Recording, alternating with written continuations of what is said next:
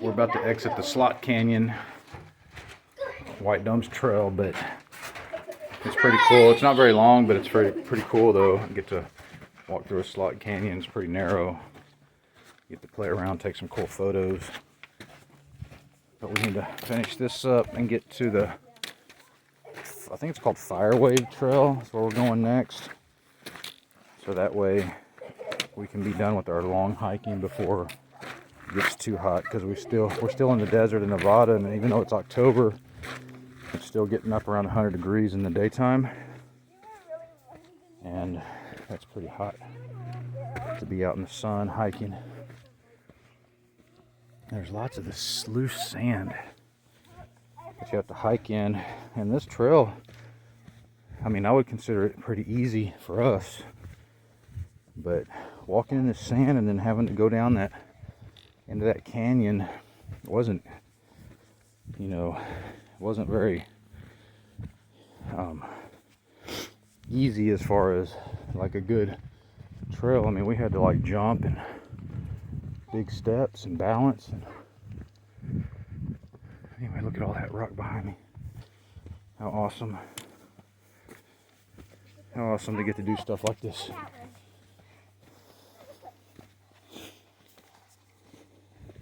Ooh, a crazy. Valley of Fire. It's funny how the timing of things work out, because we were going to come here. Okay, so after Vegas, the last time, we had a house sit that started in Durango, Colorado in July. No, in June, around June 18th or so. So we were here in Las Vegas around the 1st of June. And our plan was to cross this way, going through Utah back to southwestern Colorado to do our house sit. And we had camped between the Grand Canyon and Las Vegas 3 nights on BLM land. And it was two of those sites were desert. One was in Chloride, Arizona, and one was on the Lake Mead shore on the Arizona side of Hoover Dam.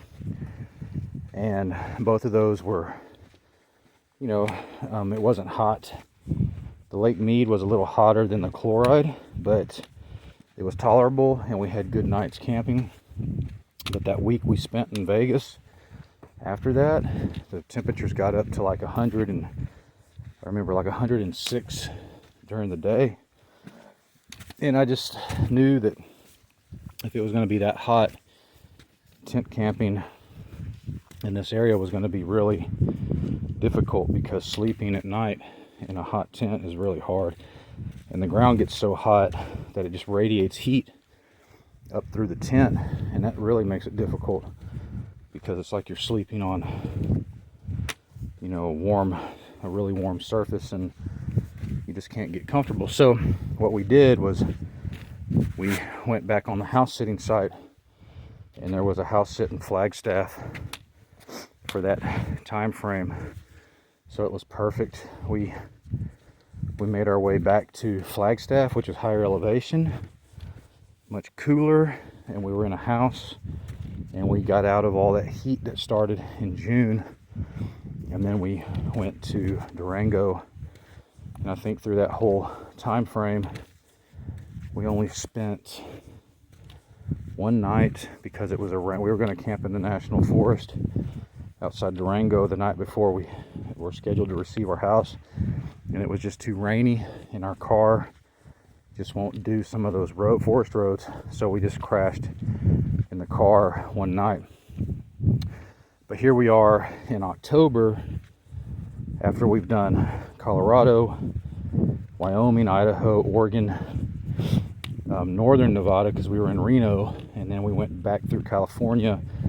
We did Yosemite, Sequoia, Joshua Tree, which was an unexpected side trip, which we'll have to tell you about, back to Red Rock Canyon, and then we just spent another week in Vegas.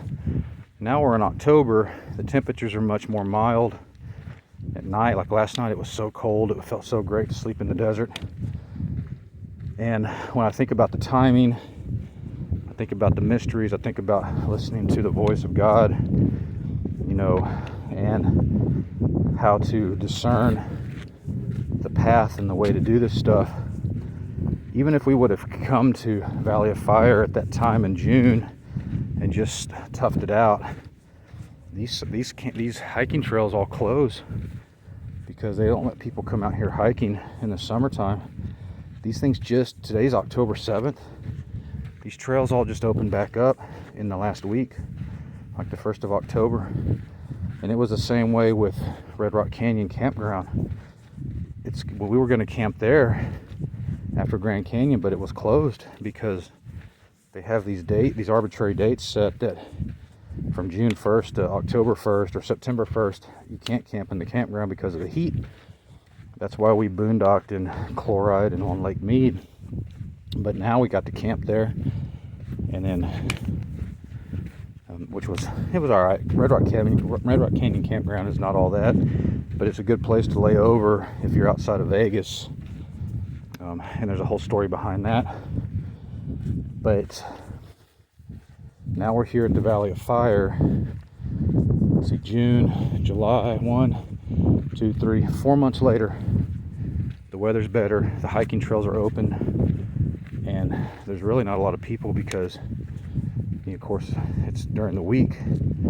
Today's a Friday. It'll probably be busy tonight in the campground.